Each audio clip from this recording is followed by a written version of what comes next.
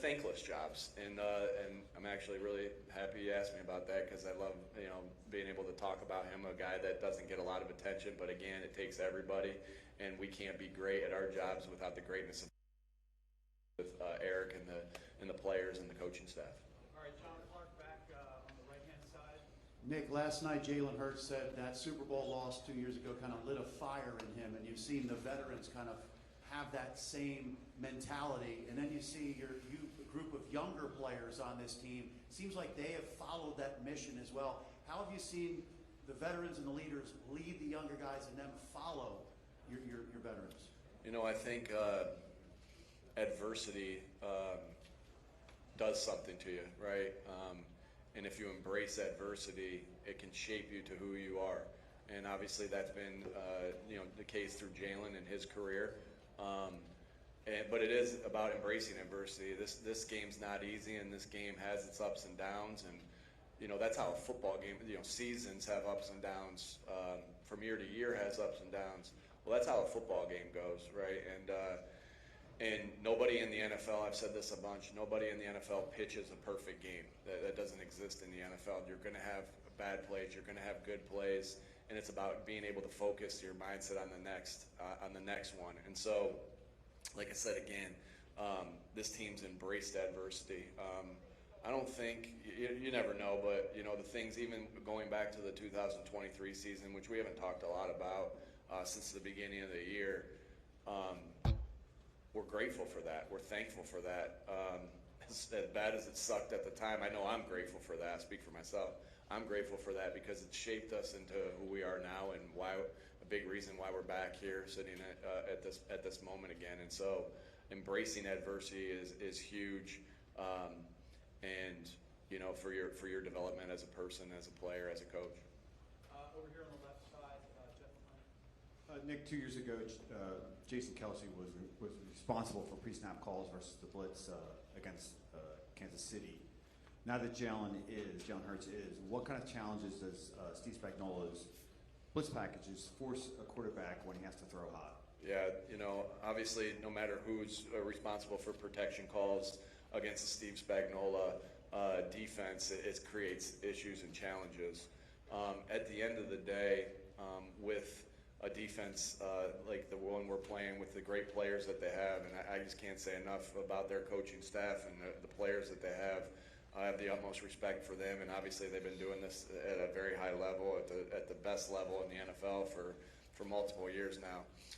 But I think what's important in those moments against teams like that is you have to play your rules. You have to be ready to adjust, and you have to be on the same page. Now, that's easier said than done. They make it challenging for you.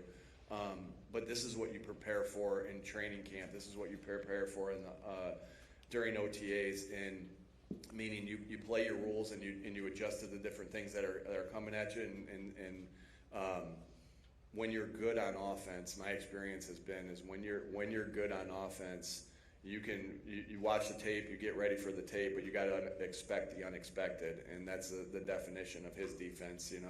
Of the confusion that he creates. So we'll have to be on it. We've had a good week and a half of preparation so far. We got to finish that off to give us an opportunity to be successful against him. We've got Sam Farmer, right side, no. Nick, I'm interested in your relationship with Larry Karras over the years and sort of what you've drawn from him, how he maybe helped mold you as a coach. Yeah, I've known Coach Karras since I've been 10 years old. Both my brothers played football for him in college. Then I kind of followed in their footsteps and did the same. So, Coach Karras, I have great parents that have taught me so much. And then, you go away from home for the first time, away from those strong parents that I have. And he's like, a dad away from home there. And, it's not just me. There's so many coaches over the state of Ohio. There's so many coaches, from Tommy Manning with the Indianapolis Colts, who played for him, Matt Campbell, Jason Candle. I mean, I could go on and on. All the guys that played for him that he's helped develop us, and I think the main thing, a couple big things I learned from him was that connection, and just caring about his players. I always felt like, how much he cared about me. He was always trying to get me better, and that doesn't mean, I have a lot of stories of how many times I got yelled at as well. So just because, he cares for me doesn't mean that he's not extremely demanding. And I would say that's the other thing, the demand. Just extremely demanding in the detail of the game of football, as a coach, as a player. And when I talk about my core values, as far as, for the Eagles and my envision of when I got the head job of what it was always about toughness, detail, and together. And, I mentioned him being, together and detailed. So two of the three that we really talk about a lot. And I know he's tough as heck, and he had us to be tough. So really all of them, but owe him a lot. And, there's a lot of coaches. When you get your opportunity to be a head coach, I was fortunate enough to have a lot of coaches take me under their wing and kind of help me. Starting with my dad, my brothers, Coach Karras. I can't tell you how many times Frank Reich, when I was his offensive coordinator, or even when I was his quarterback coach and he was the offensive coordinator, how many times he would be like, "Hey, when you get in this situation, here's this." I mean, that felt like a daily occurrence. And so just very grateful for all the coaches that I've had that have took a liking to me, or whatever, however you want to say it, to help me grow. All right, front left here, Elliot. Nick, Jeff Stoutland said last night that it was your idea during an OTAs to try Mekhi Becton at guard. I'm curious, what you see in him that you thought he could do it? And then also, he's been a player that after each win this year, it seems like it's emotional for him because he hasn't had a lot of winning in his career. What's it been like for you to watch him go on that journey to the Super Bowl? Yeah, I think we all saw that Mekhi had a lot of talent, and we knew that we were, pretty set there at the tackle spots with Jordan and Lane, and just the contributions that they've made and the players that they've been for the duration of their career. And we had a battling spot there for the guard, and we talked about it as coaches. We talked about it. I talked about it with Howie. Just everything. Every good idea comes from collaboration and communication with each other. So, I can't say that, hey, that was my idea. Stout said that, but I know we came together with that as a staff. And with Howie and his staff as well. Means a lot when, I'm emotional, as you guys know, and so, at the end of games, and I think sometimes when I say I'm emotional, you kind of think of different things, but I can't tell you how many times after a game I'm overcome with emotion, with just everything, and I love when other players are like that too. And so Mekhi and I have had some really awesome embraces after games, and I love about Mekhi that, there's been games where he's just been exhausted and his body just is tired and limping off the field after a score, but had that smile on his face and had that connection with his teammates of, hey, man, I just gave everything up for you guys. I did, and I love that about him, of just, man, he's giving it up for his teammates. He truly loves his teammates. His teammates love him, and he's been a great addition, obviously, to this team for this year. Coach Sirianni, obviously you faced this team a couple of years ago in the Super Bowl. Pretty familiar in terms of personnel, but in terms of the way they attack offensively, it seems like things have changed. They were a really high-octane, explosive offense a few years back. This year it's more of a ground-and-pound, situational football. Death by 1,000 paper cuts, as I described it to Coach Reed. What do you see when you turn on the tape, the differences between that 2022 KC squad and this year's 2024, maybe a little bit more defensive-oriented squad? We've played every year that I've been the head coach. We've played Kansas City 21, 22, 23, and now here in 24. What I see on tape is I see, just the detail. Again, I have so much respect for the players that they have. They have top-notch players. And then I have so much respect for Coach Reed and his staff of the detail. I think the detail kind of oozes off the tape with the way they run block. With the way they, are always on the same page. I can't tell you how much respect I have for that. But you have to be ready to prepare for everything, knowing that they have one of the best players of all time on the other side with Mahomes. and they can do it many different ways. And so you have to be ready for all different types of things. It's always going to be about stopping the run, limiting the big plays, tackling well, getting off blocks well, coming after the football well.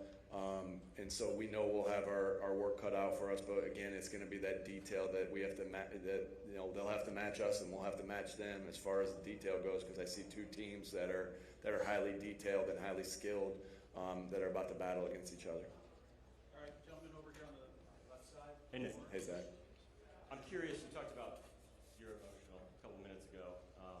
How has your personality changed, or maybe your approach changed from everything you guys have been through the last 4 years? Yeah, someone asked me about like just the culture and how that, and your core values, how does that change? Well, your core values don't change. It's who you are. It's what you believe in, and so you stay true to that. The toughness, detailed together, and I think it's really the same. It doesn't mean you don't grow, but those stay the same, and I think that's the same thing with your personality. It doesn't mean you don't grow in areas that you want to improve on, but if you start to be somebody and act like somebody that you're not, I think the players see through that. You have to be genuine, and you have to be who you are, because, shoot, I'm in here a heck of a lot more than I'm at home. And so at some point, if I'm not being true to myself while still growing, then they're going to know, that I'm being a fraud. So I think it's just so important that you stay true to yourself and you grow. I ask the players to try to get better every single day, and that's what I try to do as well. And that can be from anything from, I think there's a time to show your emotion and there's a time not to show your emotion. I think I've gotten better at that as the year has went on, as the years have went on. But to say I'm going to stop being excited when we score a touchdown, all the work, or stop being excited after a win with everything that we lay on the line to do so, or that I'm not going to yell to correct or yell to praise. That's just not who I am. And it's hard to, again, you're always trying to improve and get better, but then there's some 43 years of habits that sometimes are hard to break. Back right side here. Coach, good afternoon. You and Andy Reid have had a lot of success in this league. You kind of touched upon it earlier about him being so detailed, but from one coach looking at another coach, why do you think Andy's been so successful? Yeah, obviously I've got to work with guys that have been around Coach Reid, and just hearing his stories of, again, his detail, that that he could coach every position on the field and call the defense, call the offense, be the special teams coordinator, just how much information and knowledge that he has. I think you can tell he deeply cares about his players, and those are the things not ever have been in around him that I can kind of to look and admire, because I do like to study great coaches, and obviously I've looked I will always ask, hey, what would Andy have done in this situation if I'm talking to somebody that's been around him, and I'll do the same. I would do the same thing with guys that had been around Coach Belichick, all those different guys, because you're constantly trying to learn. So just have the utmost respect for him. I mean, I would say he's had a lot more success. He said we both had success. He's had a lot more success than I have. That's 300 wins is wow. I can't. It's an honor to go against him. To be in a game that I'm coaching our team and he's coaching his team, it's just an honor to be there. And like I said, just nothing but respect for Coach Reid and everything that he's accomplished. All right, we've got time for two more. Gentlemen here on the left and middle. Congratulations, Coach, for getting back to the big game. I have a two-part question. Number one, let's talk about your off-season moves with the coaching staff. You added Kellen Moore and Vic Fangio.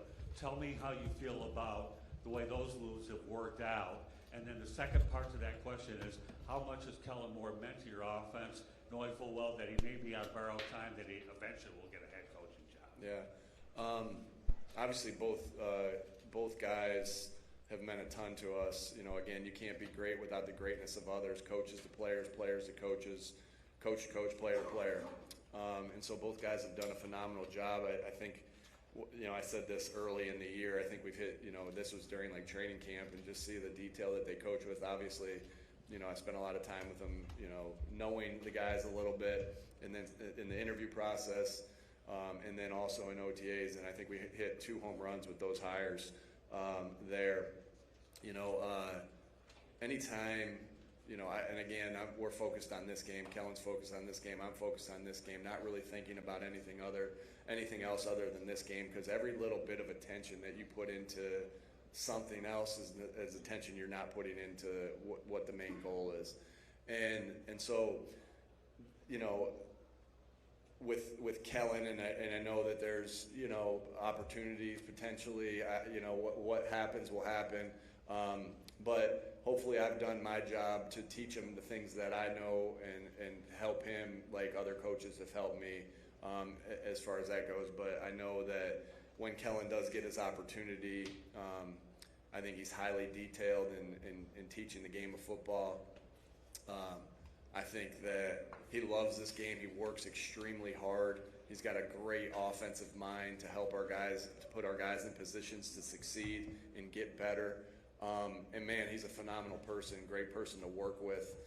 That's so important, right? When we're spending more time with each other than we are with our families, our wives, our kids, it's important that you have good people around. And he, as good of a football coach as he is, he's even a better person. So I got a lot of respect there, and for Kellen, and we'll see how that plays out at the end of the year. All right, last question, second row. Bob always, for you guys that aren't normally with us, Bob usually cuts us off, and then I'm the nice guy, and I'll say, does anybody else have 1 or 2 more? So we'll do the same thing there. All right. Hey, Nick. As a head coach, you've got to make a lot of tough decisions. 2 things. What do you expect out of players after you make that tough decision? And I'm thinking of Jalen Hurts, who was benched at a national championship game, and he's come all the way back. What do you think about that, how he's reacted to a tough decision? Yeah, you as a coach, it's really important that the job description is very clear. Here's what the job description is. Here's what it looks like when we're meeting the job description, and I'm talking about plays on the field and off the field. And here's what it looks like, what it doesn't look like. And you have to paint that picture, and everybody's held to the standard of what that looks like, and you coach off of that. Yeah, and head coaching profession, there's not a handbook that says, hey, here's exactly what you should do in this situation. Every situation's different. Every scenario is different. You may have handled a situation similar one time that you're going to handle differently the other time. You're always and constantly thinking about what you can do for the betterment of the football team. Always, and the individual that you're making the decision with, you're always thinking about that. And sometimes that's going to be, again, sometimes decisions are 50-50, and that's leadership. Sometimes half the public or the team is going to agree with you. Sometimes the other half's not, right? But that's leadership, and that's the choice we made when we entered this profession. As far as your question about Jalen, I think, again, I mentioned this earlier, that we all have these moments in our life where we have adversity, and again, adversity is not going to hide from, it's coming after everybody. No one's hiding from it. And it's about how you respond. It's about how you react. It's about embracing that adversity, knowing that when you do that, it can help make you better. And so look at Jalen, he's such a winner. He's won everywhere he's went.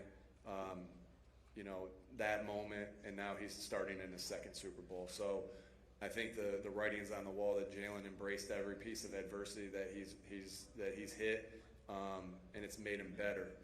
Again, you can ask him about all that, but I just see a guy that does that, obviously knowing his story, and then I see a guy that does that in the midst of each game. And you have to be able to do that at the quarterback position. Shoot, you have to be able to do that at every position in the game of football. And so just admire the heck out of him, how he embraced that adversity, because, again, it shaped him to who he is. All right, left side here, second row. Hey, Coach, good afternoon. Speaking of Jalen, based on how efficient your passing game was in the NFC Championship, what did you learn about the capabilities of your passing offense going into this one? Yeah, just like Jalen says, just because we don't do something doesn't mean we can't. We'll win we're going to look to win any way we can. I've never doubted our passing game with the people that we have there, with the coaches that we have there, with the players that we have there. So, there have been games that have been dictated differently this year. If we need to run it 50 times and pass it once, we will to win. If we need to do vice versa, we will. And we really don't care what anybody else thinks. Our job is to win games and try to win games the best way we can for our team. And like I said, just because Jalen said it, and I loved it, just because we haven't done something doesn't mean we can't.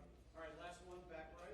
Hi, Nick. Andrea Sola from TV Azteca, Mexico. Nice to meet you. Nice to meet you. I have a question for you. If you have to tell me 3 things that Philadelphia is better at than Kansas, what would you say?